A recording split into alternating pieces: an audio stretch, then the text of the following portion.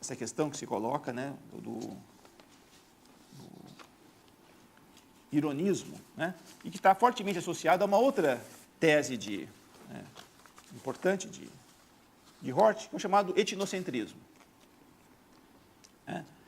Essa ideia está muito próxima daquilo que nós já vimos, né, de que a fundamentação, entre aspas, aí, do conhecimento, né, está circunscrita às práticas de um certo grupo social, em um certo período histórico. Né? Tomamos uma proposição P como garantida, né, quando sentimos solidariedade com os outros, né, na mesma comunidade, que tomam P como garantida. Né? Quando, junto com outras pessoas, né, com as quais partilhamos várias crenças, também tomam essa crença como garantida. Né? Essa ideia de que temos que trabalhar apenas com os nossos próprios recursos de investigação, de argumentação, de que dispomos, que não podemos prever o que futuramente acontecerá, no sentido de antecipar como essa conversação qual será a evolução dessa conversação. Então, temos que, toda a nossa discussão deve se dar dentro de um determinado ponto de vista. Né? Essa é aquela frase do Quine de que não existe um exílio cósmico, né, a partir do qual, né, podemos falar sobre o mundo. Né? Estamos dentro de um determinado sistema, a partir dele nós, né, compreendemos uma certa visão de mundo, né, e essa visão de mundo ela não é eterna, né, ela pode se transformar ao longo do tempo. Uma outra passagem importante a esse respeito aqui.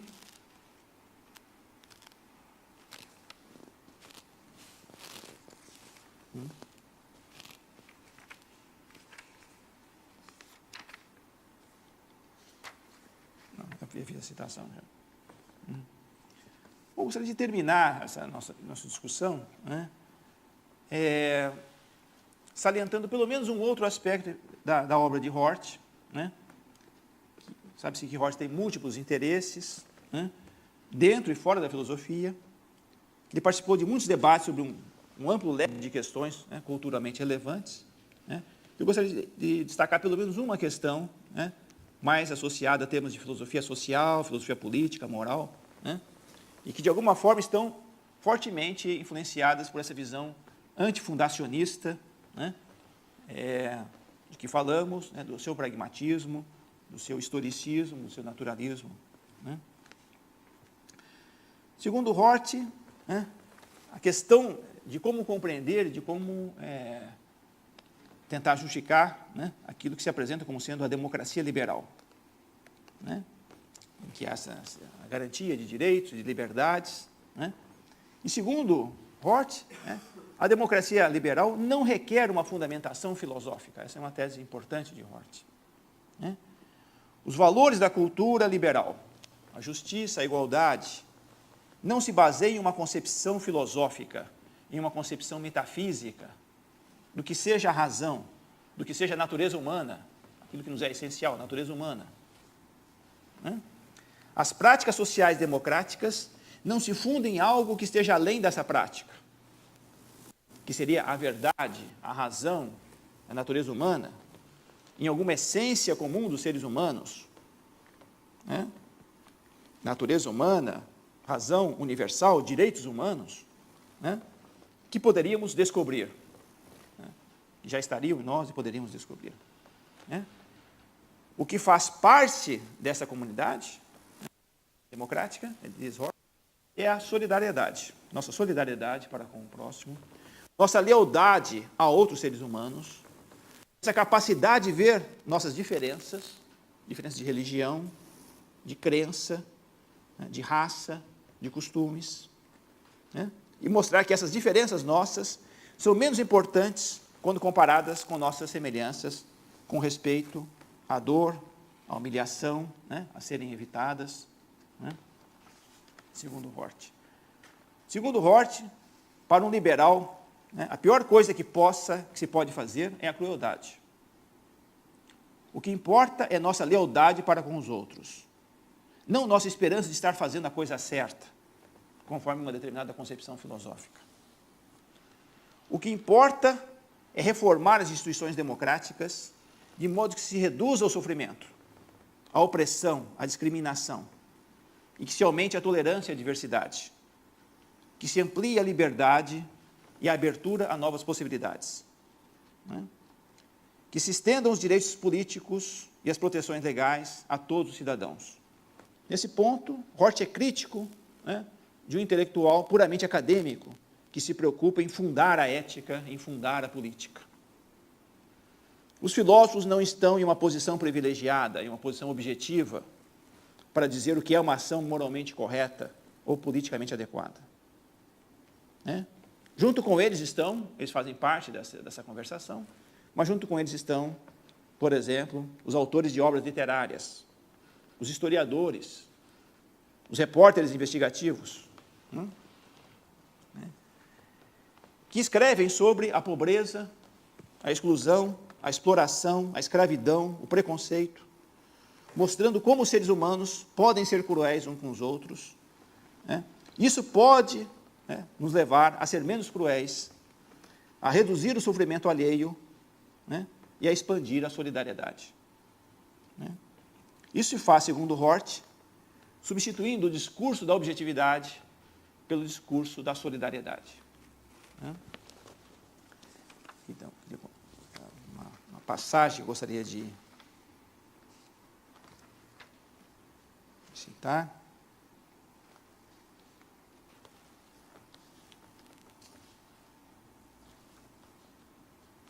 Diz o seguinte: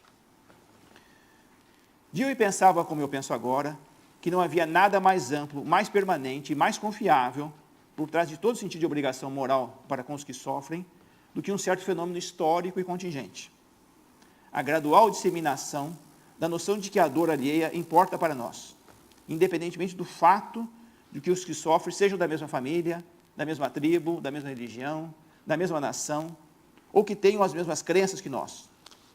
Isso, pensava Dewey, não pode ser demonstrado pela ciência, pela religião ou pela filosofia. Pelo menos não pode ser demonstrado no sentido de ser capaz de ser tratado evidente para qualquer um, independentemente do contexto. Essa ideia pode se tornar evidente apenas para aqueles que ainda podem ser aculturados, né, em nossa própria forma de vida particular, historicamente contingente e recente. A afirmação de Dewey implica uma concepção dos seres humanos como filhos do seu tempo e lugar, privados de qualquer limite metafísico ou biológico significativo para a sua plasticidade. Isso significa que um sentido de obrigação moral é uma questão de condicionamento e não de insight. Isso também significa que a noção de insight, em qualquer área, tanto em física como em ética, compreendida como um vislumbre do que está lá fora, independentemente de qualquer necessidade ou desejo, não pode ser coerentemente explicada. Como disse William James, o rastro da serpente humana está em tudo. Mais especificamente, nossa consciência, nosso gosto estético são igualmente produtos do ambiente no qual crescemos. Nós, diz ele, pessoas decentes, liberais, humanitárias, representantes da comunidade moral a qual pertencem, tanto eu como os autores das críticas do meu livro, tivemos sorte de ter. Tivemos apenas mais sorte, e não mais insight, do que os valentões contra os quais nós lutamos. Ou seja, nós... o que nos faz, né, diz Hort, né, ter a sociedade democrática que hoje possuímos, né, a democracia liberal, como ele diz, né, não é o fato de, e o que legitima essa democracia, não é o fato de existir em nós, né, algo essencial, né, a ser descoberto. Né. É algo, na verdade, que nós fizemos, né, algo que foi construído por nós. Né, e foi construído por nós, segundo Hort, né, por um sentimento que temos em relação ao outro, de solidariedade, né, que poderíamos não ter, né, e poderíamos não desenvolvê-lo da maneira como desenvolvemos. Né. Então, para Hort, é importante separar, em primeiro lugar, o público do privado. né? Um aspecto é a minha realização pessoal, meu projeto, né? Que ele fala de autocriação, o que eu pretendo para mim mesmo na minha vida, né? E outro é o aspecto público, né? De como agir publicamente, minha responsabilidade diante né, do outro, né? E esses dois aspectos, segundo Hort, né, não podem ser devidamente tratados de uma única maneira, né? Não posso conseguir dar conta disso de uma única forma, né? Ele dá o exemplo disso, né, nessa própria autobiografia dele, ele fala, né, Trotsky e as orquídeas selvagens, né, esse interesse particular que ele tinha pelas orquídeas, né, mas que, do ponto de vista ético, moral, político, tinha muito pouca relevância, mas era algo que ele, né, gostava de fazer, tinha interesse em fazer, passava bons momentos da sua vida fazendo isso, organizando, conhecia o nome delas e achava que elas eram mais importantes do que outras, e etc., né? E, ao mesmo tempo, um aspecto voltado à sociedade, né? Trotsky, né? No caso aí, os pais deles tinham ligações indiretas com Trotsky, depois ele passa a ter uma visão crítica sobre isso, né? Mas essa ideia de que o compromisso, né, social, né, como cidadão, que alguém é capaz de ter, né? Então ele diz, né, para nós terminarmos essa passagem, né, li Platão durante o verão de meus 15 anos e me convenci de que Sócrates tinha razão, né, de que virtude era conhecimento, né? Essa afirmação era música para os meus ouvidos, pois eu tinha dúvida a respeito do meu próprio caráter moral e desconfiava que meus únicos dotes eram intelectuais. Além disso, né, ele diz, Sócrates tinha que estar certo, pois só assim se poderia reunir a realidade e justiça numa só coisa. Apenas se Sócrates estivesse correto, poderíamos esperar ver tão bons, né, ser tão bons quanto os melhores cristãos, né? Aqui ele vai falar uma passagem sobre os irmãos Karamazov. Assim decidi, ele diz, contando um pouco da sua história, me graduar em filosofia. Eu imaginava que, se me tornasse um filósofo, poderia chegar ao topo da linha, né, dividida de Platão, o lugar além das hipóteses, onde o sol fulgurante da verdade banha com seus raios a alma purificada dos sábios e dos bons. Um campo elíseo repleto de orquídeas, né, imateriais. Parecia óbvio que chegar a um lugar assim era o que qualquer um, né, que tivesse alguma coisa na cabeça realmente queria. Também parecia claro que o platonismo tinha todas as vantagens da religião, né, sem requerer a humildade que o cristianismo demandava e que eu era praticamente incapaz dela, aparentemente incapaz dela. Por todas essas razões, eu queria muito ser um tipo de platonista. E dos 15 aos 20 anos eu me esforcei ao máximo para isso. Mas não funcionou. Eu nunca conseguia saber ao certo se o filósofo platônico estava almejando a habilidade de oferecer argumentos irrefutáveis, né, o que o tornariam capaz de convencer qualquer um, né, que ele encontrasse daquilo que é verdadeiro, né, ou se estava almejando um tipo de bem-aventurança privada, incomunicável. O primeiro objetivo é alcançar total poder argumentativo sobre os outros. Por exemplo, a habilidade de convencer os valentões de que não devem surrar as pessoas, ou a habilidade de convencer os ricos capitalistas de que eles devem ceder seu poder a uma confederação igualitária e cooperativa. O segundo objetivo é alcançar um estado no qual todas as dúvidas sejam amainadas, no qual não se possa mais ter o desejo de discutir. Ambos pareciam desejáveis, mas eu era incapaz de ver como juntá-los, como ajustar uma coisa a outra. Na mesma época em que eu estava preocupado, né, com essa tensão interna ao platonismo, e interna a qualquer forma daquilo que Dewey chamou a busca da certeza, eu estava me preocupando também com o conhecido problema de como chegar a uma justificação não circular de qualquer posição discutível sobre qualquer questão importante. Por mais filósofos que eu lia, quanto mais filósofos eu lia, mais me parecia claro que cada um deles podia fazer suas posições, né, se referirem a princípios primeiros que eram incompatíveis com os princípios primeiros de seus oponentes, e que nenhum deles jamais havia alcançado aquele legendário lugar além das hipóteses. Parecia não haver nada como um ponto de vista neutro a partir do qual esses primeiros princípios alternativos poderiam ser avaliados. Mas não havia um ponto de vista neutro, então toda a ideia de certeza racional, se não houvesse, né, e de toda ideia socrático-platônica, né, de substituir a paixão pela razão, não pareceriam fazer muito sentido. Desde essa minha desilusão, né, inicial, passei quase 40 anos procurando por uma maneira coerente e convincente de formular minhas preocupações a respeito de para que serve a filosofia, se é que servia para alguma coisa. Meu ponto de partida foi a descoberta da Fenomenologia do Espírito de Hegel, um livro que li como dizendo, considerando a filosofia apenas uma questão de redescrever, né, o filósofo mais recente. A engenhosidade da razão pode fazer uso até mesmo desse tipo de competição. Ela pode utilizar isso para tecer a trama conceitual de uma sociedade melhor, mais livre, mais justa. E se a filosofia pode ser, na melhor das hipóteses, apenas o que Hegel chamou de seu tempo cristalizado em pensamento, ainda assim isso pode ser suficiente. Pois ao criticar desse modo, né, o seu próprio tempo, alguém pode fazer o que Marx queria que fizéssemos, mudar o mundo. Com isso, mesmo que não houvesse nada com a compreensão do mundo no sentido platônico, uma compreensão a partir de uma posição que está fora do tempo da história, ainda podia ser que houvesse alguma utilidade social para os meus talentos e para o meu estudo de filosofia, né? Que mostra um pouco essa sua evolução. Passando agora já retomando um pouco agora a filosofia e o espelho da natureza, né?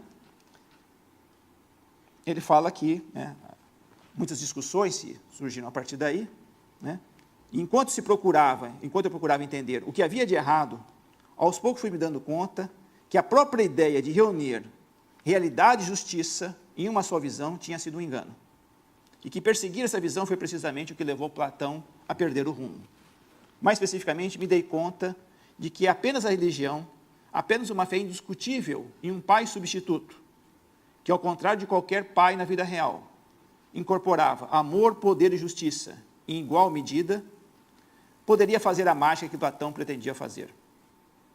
Mas não conseguia me imaginar tornando-se um religioso. E, de fato, ao longo de todos os anos, eu havia me tornado ainda mais secularista. Decidi que a esperança de alcançar essa visão única através da filosofia havia sido uma tentativa autoenganadora de um ateísta de fugir da religião. Assim, decidi escrever um livro sobre como poderia ser a vida intelectual se pudéssemos nos afastar dessa tentativa platônica de reunir realidade e justiça em uma só visão. Né? Vou terminar com essa passagem do livro. Nesse livro, Contingência, Ironia e Solidariedade, né, eu argumentava que uma pessoa não precisa tentar entrelaçar o seu equivalente pessoal de Trotsky com o seu equivalente pessoal de minhas orquídeas selvagens, né, o público e o privado. Em vez disso, devemos tentar evitar a tentação de vincular nossas responsabilidades para com as outras pessoas a nossas relações idiosincráticas com as coisas ou pessoas que mais amamos, ou, se preferirmos, as coisas ou pessoas pelas quais somos obcecados.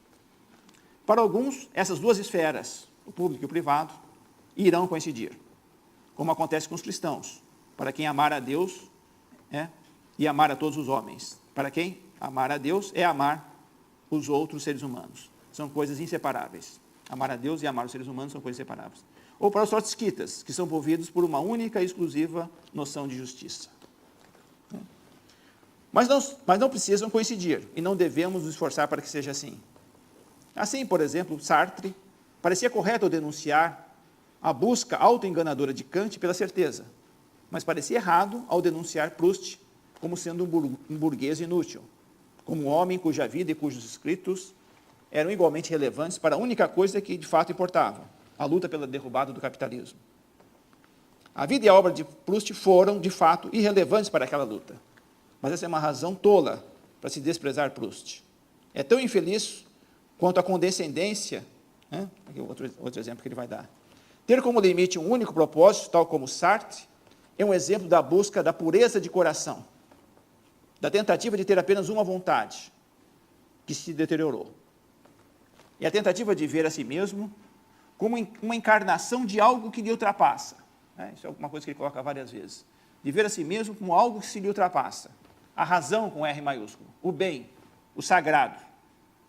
algo que é maior do que você, em vez de ser um movimento de aceitação da sua própria finitude. Aceitar a própria finitude quer dizer, entre outras coisas, que o que é mais importante para alguém, né, pode muito bem ser algo que nunca venha a ter muita importância para a maioria das pessoas, como é o caso das orquídeas selvagens. Seu equivalente às minhas orquídeas pode parecer algo meramente esquisito, meramente idiosincrático, aos olhos de praticamente todo mundo. Mas isso não é motivo para menosprezar, ou para ter vergonha, ou para tentar desvencilhar-se de seus momentos, né, de sua amante, né, de sua família, de seu animal de estimação, de seus versos favoritos ou de sua fé religiosa. Não há nada de sagrado na universalidade que faça com que é compartilhado seja automaticamente melhor do que aquilo que não é compartilhado. Aquilo com o qual todos podem ser levados a conceder, a concordar, o universal, não merece nenhum privilégio automático sobre aquilo a respeito do qual não se pode levar outros a concordarem, que é o idiosincrático. Né? Então, essa ideia, né, que está presente, né, dele, de que assim como, né, não podemos reconhecer uma natureza humana, né, e uma razão universal capaz de explicar, né, a democracia social, o modo como nós convivemos, né, tivesse uma certa essência, também não é possível, né, isso ele diz que Nietzsche, Freud e vários outros também já mostraram, né, é caracterizar do ponto de vista privado, né, o modo como cada um de nós deveria ser. Né? Nós podemos ser de várias formas diferentes, né? Podemos ter esse nosso mundo privado, nossa vida privada, né, com uma diversidade muito grande, né, e ainda assim, né, compartilharmos, né, aquilo que realmente importa com o outro, né, na vida pública, né, em que aí ele coloca essas questões básicas, né, do seu pragmatismo como sendo de central importância. Né? Ele diz o sentido da contingência, o sentido da falibilidade, o sentido da finitude, né? O anti-essencialismo, o antifundacionismo, a solidariedade, né? A ideia de ampliar a liberdade, né? A ideia de tolerância à diversidade. A tolerância é essa que abre o caminho para novas possibilidades.